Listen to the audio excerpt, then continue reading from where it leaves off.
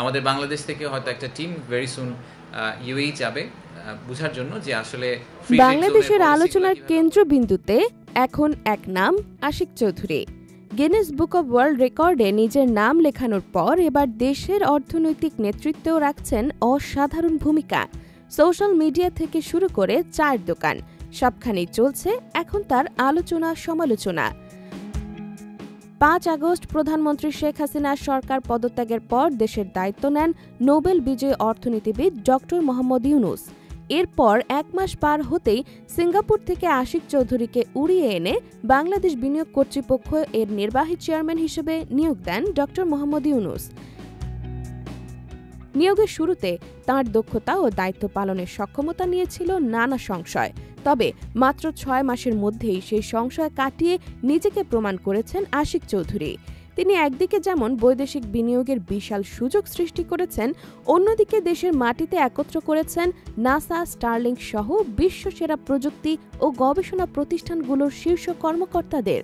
এ যেন বাংলাদেশের বিনিয়োগ ইতিহাসে এক নতুন অধ্যায়।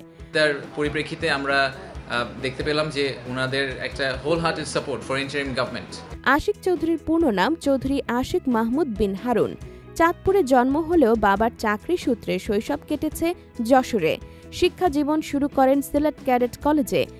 পরে ঢাকা রেসিডেন্সিয়াল মডেল কলেজ থেকে উচ্চ মাধ্যমিক শেষ করে ভর্তি হন ঢাকা বিশ্ববিদ্যালয়ের ব্যবসায় প্রশাসন ইনস্টিটিউট আইবিএতে।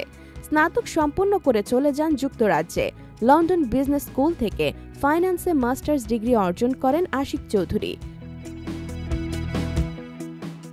পেশাগত জীবন শুরু করেন 2007 সালে ব্রিটিশ আমেরিকান টোবাগোতে। এরপর কাজ করেছেন স্ট্যান্ডার্ড চার্টার্ড ব্যাংকে, যেখানে ছিলেন ল্যান্ডিং স্ট্র্যাটেজি ও ফিনান্সিয়াল প্ল্যানিং ম্যানেজার। এরপর আশিক যুক্ত হন দ্য বেঞ্চ নামক দেশের প্রথম স্পোর্টস বারের সঙ্গে উদ্যোক্তা হিসেবে।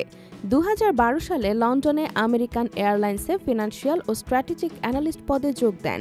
একই সঙ্গে ছিলেন বাংলাদেশ ইউনিভার্সিটি অব প্রফেশনালসে ভিজিটিং প্রফেসর এবং গ্রামীণ টেলিকম ট্রাস্টের উপদেষ্টা। পরবর্তীতে যোগ দেন এইচএসবিসি বাংলাদেশে এবং সেখান থেকে সিঙ্গাপুরে এইচএসবিসির গুরুত্বপূর্ণ পদে কাজ করেন। সেখান থেকেই তাকে দায়িত্বে নিয়ে আসেন ডক্টর ইউনূস। আশিক দায়িত্ব গ্রহণের বিষয়ে নিজের ফেসবুক পোস্টে লেখেন, সেপ্টেম্বরের মাঝামাঝি এক দুপুরে প্রফেসর ইউনূস হঠাৎ করে ফোন করে বলেন, আশিক, দেশের মানুষের সেবা করার সুযোগ পাওয়া গেছে, আসবা নাকি? আমি নন্দিনীকে জিজ্ঞেস না করেই রাজি হয়ে গেলাম। জানতাম ও কোনোদিন মানা করবে না। আশিক আরও লেখেন, 49 সেকেন্ডের এক হোয়াটসঅ্যাপ কলে আমরা সিঙ্গাপুরের বিলাসী জীবন ছেড়ে ছুড়ে দেশের পথে রওনা দিলাম বিনিয়োগ উন্নয়ন কর্তৃপক্ষের দায়িত্বে। বন্ধুদের ভাষায়, আমি এখন বাংলাদেশের chief marketing officer. Ashiq Chowdhury শুধু একজন অর্থনীতিবিদ বা প্রশাসকই নন, তিনি একজন পেশাদার স্কাই ডাইভার। সমুদ্রপৃষ্ঠ থেকে 41,000 ফিট উচ্চতা থেকে বাংলাদেশের পতাকা নিয়ে লাফিয়ে পড়ে গড়েছেন বিশ্ব রেকর্ড।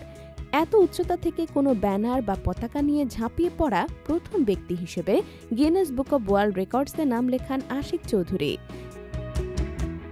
যেভাবে আশিক চৌধুরী দেশের পতাকাকে আকাশের সর্বোচ্চ উচ্চতায় তুলে ধরেছিলেন, ঠিক সেভাবেই তিনি যেন বাংলাদেশের অর্থনীতিকেও নিয়ে যান এক নতুন উচ্চতায়, এমনটিই এখন প্রত্যাশা দেশবাসীর।